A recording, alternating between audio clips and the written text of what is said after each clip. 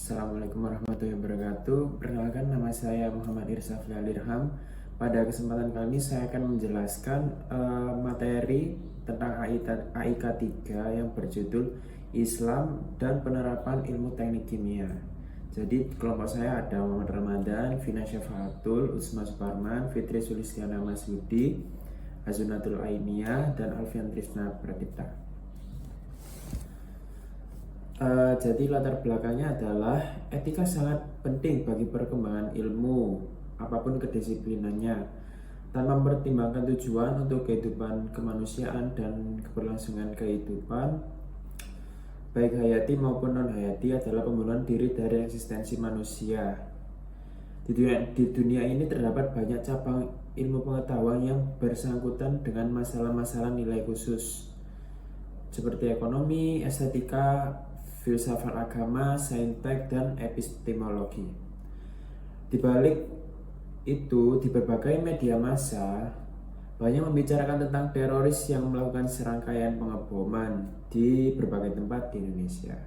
Di balik bom tersebut terdapat bahwasanya pemahaman agama yang tidak didialogkan dengan permasalahan-permasalahan yang sudah ada sebelumnya dan tidak dikomunikasikan dengan ilmuwan agama lainnya, ternyata bisa menimbulkan korban-korban manusia yang tidak bersalah. Rumusan masalah dan tujuan. Rumusan masalahnya adalah apa pengertian Islam dengan ilmu, bagaimana perkembangan ilmu pengetahuan dalam Islam, siapa-siapa saja tokoh-tokoh dalam ilmu teknik kimia, apa ayat Al-Quran dan hadis yang relevan. Sedangkan tujuannya adalah dapat mengetahui pengertian Islam dengan ilmu, dapat mengetahui perkembangan ilmu pengetahuan dalam Islam, dapat mengetahui tokoh-tokoh ilmu dalam teknik kimia, dan dapat mengetahui ayat Al-Quran tentang hadis yang relevan. Next, pengertian Islam. Islam adalah agama yang menghargai dan meninggikan derajat orang yang berilmu. Dalam Islam tersendiri terkandung ilmu pengetahuan yang tidak terbatas di dalam Al-Quran, ya, tidak terbatas dan terpisah-pisah seperti halnya masyarakat barat membagi dan memisahkan ilmu di berbagai cabang.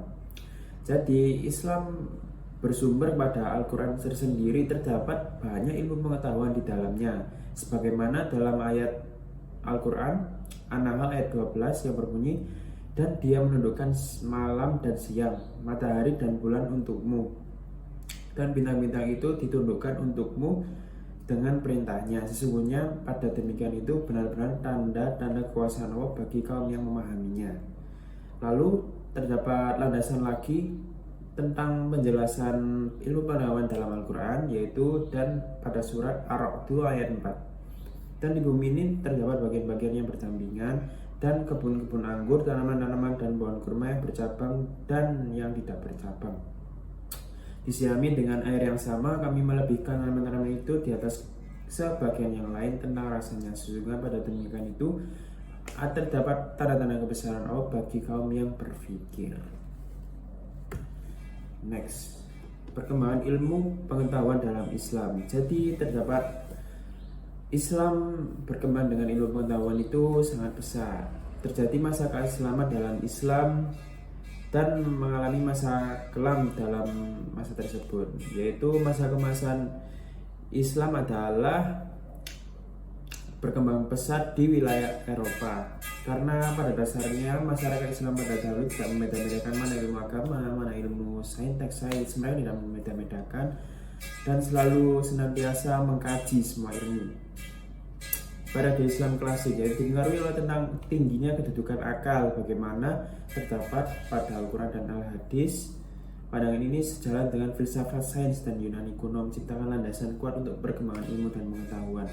Beberapa ilmuwan besar dalam kemasan Islam adalah Al-Razi dengan karyanya, Al-Hawi, Ibnu Sina dengan ilmu kedokterannya, Al-Hawarizmi dengan ilmu matematikanya, dan Ar-Rushdie yang menerjemahkan karya Aristoteles. Al-Idris membuat peta silsilah, serta Jabir bin Hayyan dan Al-Biruni tentang bidang kimia.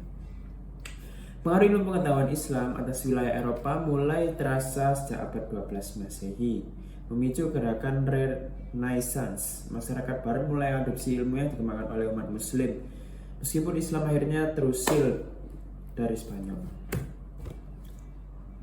Tokoh-tokoh ilmu dalam teknik kimia. Yang pertama Jabir bin Hayyan atau Jabir. Jabir bin Hayyan lahir di Irak pada tahun 712 Masehi, dikenal dengan nama Geber. Yang dua Al-Razi, lahir dalam 866 Masehi, dalam karyanya berjudul Secret of Secret. Al-Razi mampu membuat kualifikasi zat alam yang sangat bermanfaat. Al-Majriti, ilmuwan muslim asal Madrid, berhasil menulis buku kimia yang bertajuk Rubat Al-Hakim.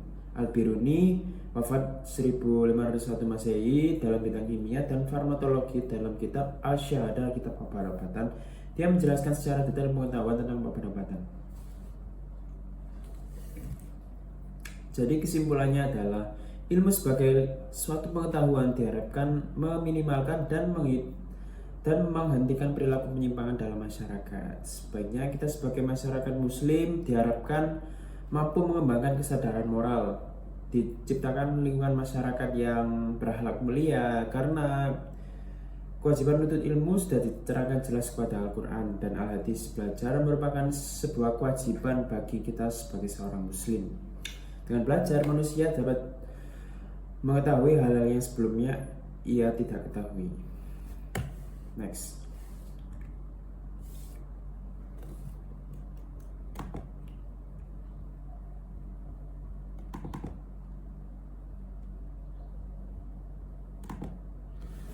Cukup sekian presentasi dari saya. Mungkin itu saja yang dapat saya penjelasan dari teman-teman semua.